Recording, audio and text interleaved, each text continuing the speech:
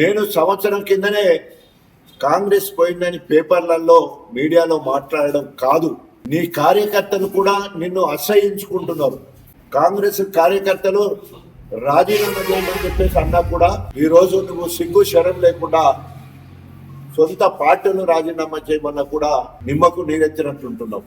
హెచ్చులు కొడతావు కదా, నేను టాల్ మ్యాన్ అని. మరి ఏమైంది నీ పౌరుషం? అరే ఆఖరికి పశువులు, గడ్డి తిన్న పశువులు, అన్నం తిన్న కుక్కలు విశ్వాసంతో పనిచేస్తాయి. ఆ మాత్రం ఇంకిత జ్ఞానం నీకు లేదు. ఒకవేళ కనుక నువ్వు బీఆర్ఎస్ పార్టీలో ఉంటే ఒప్పుకో, ముక్కు నేలకు రాయి, కేసీఆర్ గారిని కలువు, తెలంగాణ భవన్కు రా, యూరియా సమస్యల మీద నువ్వు మాట్లాడు. అదేవిధంగా ఏ బీఆర్ఎస్ పార్టీలో నువ్వు ఎమ్మెల్యే అయినవో దానికి న్యాయం చేసే విధంగా చెంపలేసుకొని ముందుకొస్తే తప్పకుండా నిన్ను బీఆర్ఎస్ అంటాం.